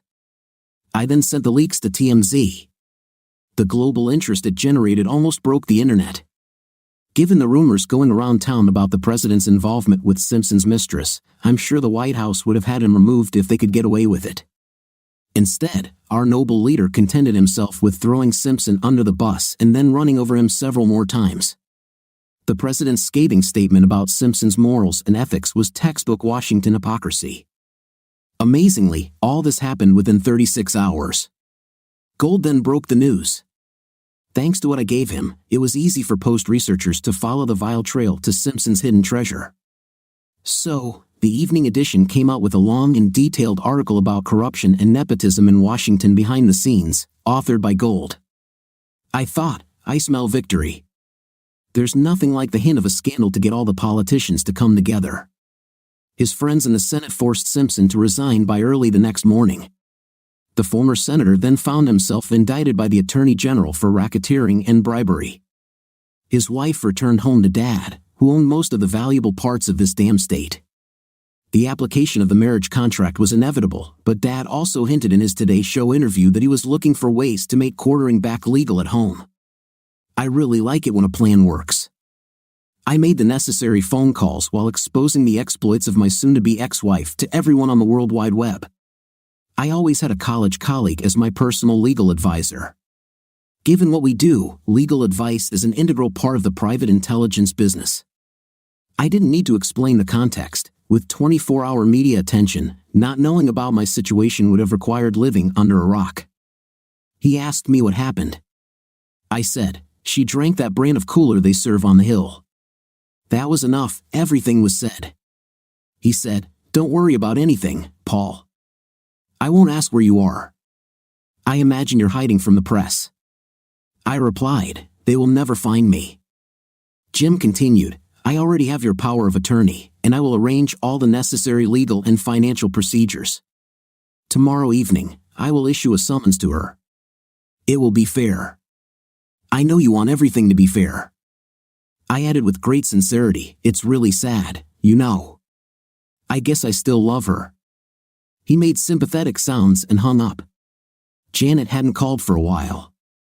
I guessed she had her own worries. I wondered if she and the former senator were facing the wolves together. That was a comforting thought. My phone lit up around 7 a.m. the next day. I was still sleeping. It was Key.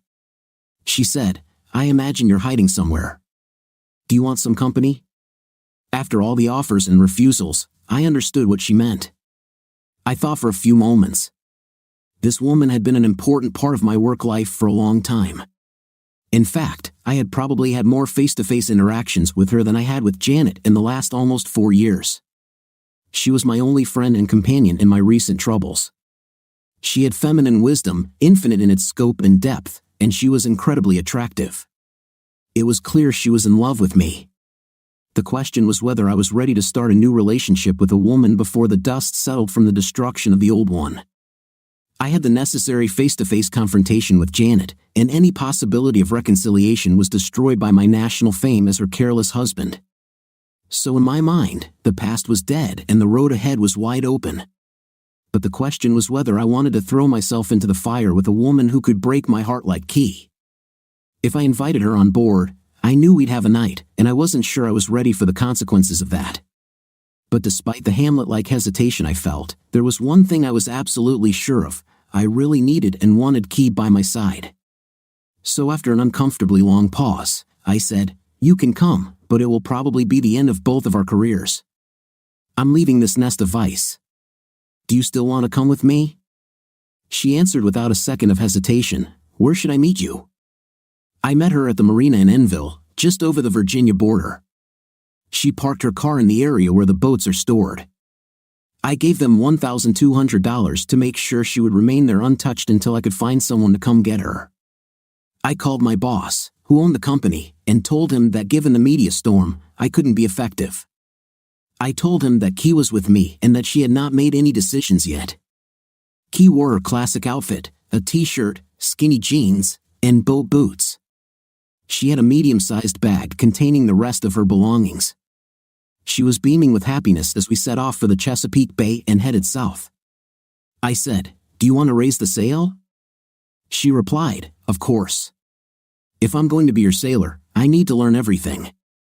So I showed her the motorized winch and then hoisted the sail myself while she steered. The weather was perfect for sailing, as is often the case in the fall in the Chesapeake. Just as the sail filled and flapped, the boat heeled to starboard, and I returned to the controls while she sat next to me. We looked at the water in silence for a couple of minutes. Then she said, what does that mean, Paul? I didn't ask what she was talking about. I said, I'd have to be an idiot to get burned as badly as I did and then turn around and get involved with someone even hotter, especially someone 10 years younger. But it feels so right, and I think you feel the same way. As long as we are honest with each other and always discuss everything, I think this will work for a while. I'm willing to take the risk, although when I think about it, it seems like the stupidest thing I could do. She looked at me with her huge cat eyes and said nothing. Good things don't come without effort, and maintaining a healthy relationship is the hardest part of it all. The only thing I promise you is that I won't give up on you, she said. She smiled at me with her dimples and added, I've been through a lot more of these things than you or Janet, and I know the pitfalls. I know you've been hurt by someone you trusted. I would never do that to you, but I cannot prove this except over time. At the same time, I want it to be as stress-free as possible. It's a very brave move for you to start something new with me, and I feel the weight of that responsibility. You will never regret it. We spent the first night in Mobjack Bay, away from the shipping lanes at the mouth of the James River. I made a small dinner of rice and crab meat with a light Old Bay seasoning. Key drinks beer, not wine, and we washed it all down with a cold Yingling while watching the sun go down. She is tiny but perfectly built and proportioned. I raised the awning to protect us from the wind, and the lights on the water were magical. She seemed to be thinking intently, as if she were trying to merge her consciousness with mine. Then a small voice said, Does this seem as unreal to you as it does to me? 2 weeks ago, we just kicked gold out of your office, and you were happily married. I thought about it. It was as if the incredible power of emotion expended during that period, combined with the thrill of revenge, had created a rift in space-time, turning every aspect of what I knew as reality upside down. Now it seemed as if Key had always been here in my arms, and my 10-year marriage to Janet was something that happened to another person. This wasn't some fake time travel story I made up in my head to justify my joyful ride into the sunset. It was as if the universe was rearranging itself so that what was originally supposed to happen could happen. I loved Janet unconditionally. I never even looked at other women, and I wouldn't be here if conditions hadn't dictated it. But it seemed that fate demanded this specific permission.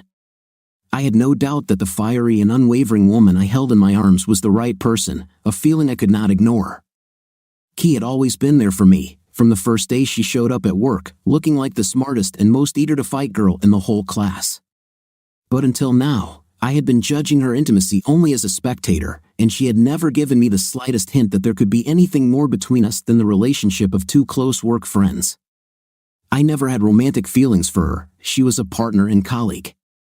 I began to see Key in a new light, one that made me recognize the woman she truly was.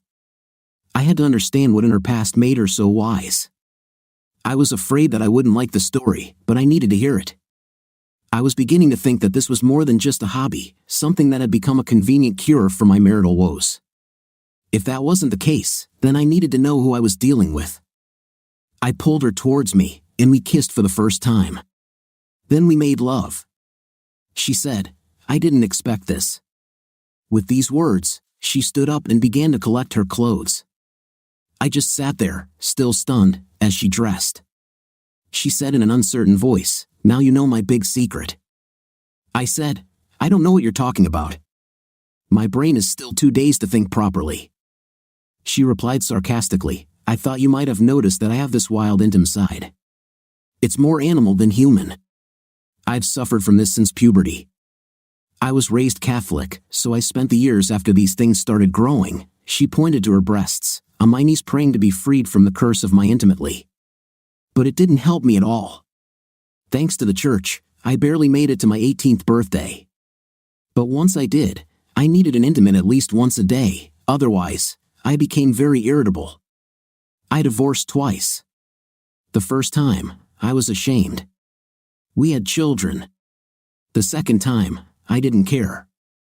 The guy ran away after his wife caught us, so I had to face motherhood on my own.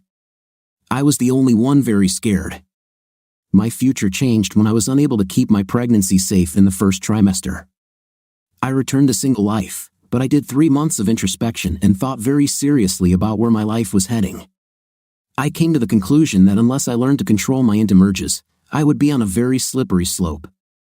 Unlike most women my age, I have already walked all the dark roads that exist and knew what awaited at the end of each of them. so I started working on ways to control my body, and my self-esteem grew a little. And then I met you. You changed everything for me. That was an amazing statement. She said, I loved you from the day I first saw you. At times, my love for you was almost all-consuming. But you are an honest and moral man, and you were married to a woman who was still superior to me in every way. I could not have hoped for more. As a result, our relationship never touched on any aspect of my intimate. I knew you loved Janet and that Janet loved you as much as I loved you. I just wanted to live my life to make you proud of me, and if I was lucky, I hoped that I could spend my whole life next to you. It never occurred to me that Janet would end up in the same situation. Everything changed the moment Janet lost her way.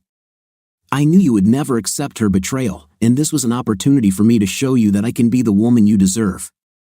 Now that you know how crazy I am and how completely out of control I am, all I can say is that I would dedicate every iota of this crazy passion to you and only you, the man I love, if you give me the chance. I looked at her gorgeous face. She almost begged me. I wondered how I could have been so lucky. I knew a couple of things. First of all, my marriage is over, so in my mind, there were no moral restrictions regarding my relationship with Key. Second, I knew it was a long road from where we were to marriage vows, and we'd have plenty of time to find out. Let's work together, whether we are together or not, I said with confidence. Your pretty and your intimate history mean nothing to me. All I care about is the person standing here, and for almost 4 years, you have been my absolutely reliable, loyal, unwavering, and caring friend and companion. The fact that you're the wildest lover in the world is just icing on the cake, as long as you're only like that with me. She hit me on the shoulder, and with her 2 dimples and sunny smile, I knew she was ready to be the best lover and companion a man could ever want. So I said, okay then, let's go to the Bahamas and wait for the divorce. I need a place in the sun to get out of the rain. She looked puzzled. She didn't understand the illusion, but since it was an old life, she really didn't need to. Now she was my son. Janet fought tooth and nail for the divorce. Her story turned into a tale of how cruel I abandoned her, her words, because she was intimate harassed, again, her words. This continued in the press until Gold released another big headline. It turns out that Janet didn't just sleep with Simpson, she slept with the president in the White House, and it was with him that she spent her last night at Watergate. This news changed the whole story. Suddenly, she was in the same league as Donna Rice, Chandra Levy, Riel Hunter, and Monica Lewinsky, and the leader of the free world was fighting for his political life and legacy. It is not surprising that after this news, the divorce went smoothly and without further ado. I heard that Janet is writing a book about her life as the president's lover and is also doing interviews. Janet now had a celebrity to sell her soul for. Part of me wanted to see her end up living in a cardboard box under a bridge, but I have accepted the fact that in real life, bad people often do not suffer for their actions. This is how the world works, contrary to everything they say in fairy tales. On the other hand, Dad stripped Simpson of every penny he had and then threw him out without a friend in the world. That idiot got what he deserved, so the scales of justice are balanced to some extent. Meanwhile, my exquisite little lover and best friend became the highlight of the program in Freeport. After a week of sailing, we found ourselves in the port of Luca Marina. We lived on the boat, hung out at the market, and swam at Lea Beach every day. It seemed like half the male population was waiting for Key to show up. She let her blonde hair grow out, and it contrasted with her beautiful tan body, which at that moment looked like a small golden idol. And she wasn't kidding about her intimately. The 5 months we spent on Grand Bahama Island awaiting our divorce were more intense than my basic military training. The initial uncertainty of our relationship deepened into absolute and profound love.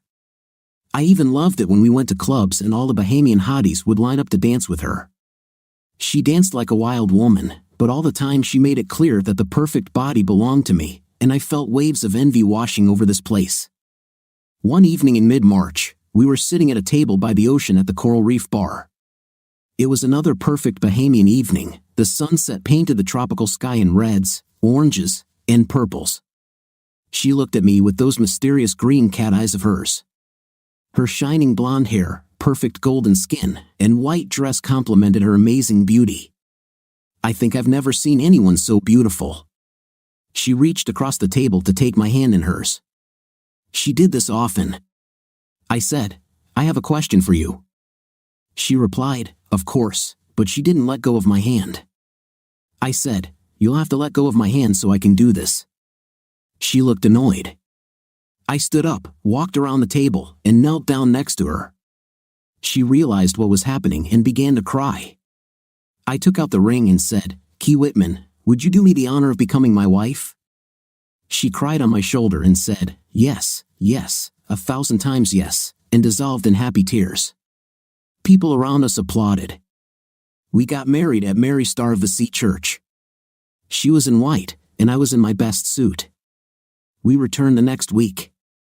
We both needed to find gainful employment, but we were tired of commercial intelligence, so we opened a boutique serving some of our former clients. We made a lot of money doing this, but the main thing was that we always worked together. Janet and I had different careers, and ultimately, this division led to death. Key and I shared everything and always focused only on each other. If we were not perfectly suited for each other, this degree of closeness would inevitably lead to friction. But the more we worked together, the closer we became to each other. One Saturday morning, Key walked in from a mysterious visit. She came to where I worked and said anxiously, Paul, we need to talk. I thought, oh God, this is serious. I followed her onto the deck. We lived in McLean and had a big, beautiful backyard. We sat in our usual chairs, looking out at the flower beds. She said, I just went to the doctor, and he confirmed what I need to tell you. I thought, damn, that's a capital C. She looked even more worried and said, I haven't used protection for the last few months because I wanted your baby. I was going to discuss this with you before things got too far, but it looks like it already has. I'm 2 months pregnant. We're going to be parents.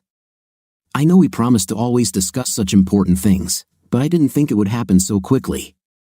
She looked at me uncertainly, as if I might kick her out for daring to get pregnant by me. I remembered how her last pregnancy went and knew I had to be gentle. I took her hand and said, I didn't think you could make me any happier, but you just did. Her face lit up, as if all the care in the world had disappeared. She showed me her full dimples and said, I love you. I will always love you, and now we will have another person who will love you. I said, Key, it seems like fate that I went from the worst time in my life to the best with you. But that's what happened, and it's all because of who you are. I'll love you more than you love me because you gave my life a meaning that I could never have dreamed of. Now, let's start buying things for the nursery. I have a daughter to spoil. She said, what if it's a boy? I replied, a woman like you couldn't give birth to anything less than an exceptional baby girl. And I was right.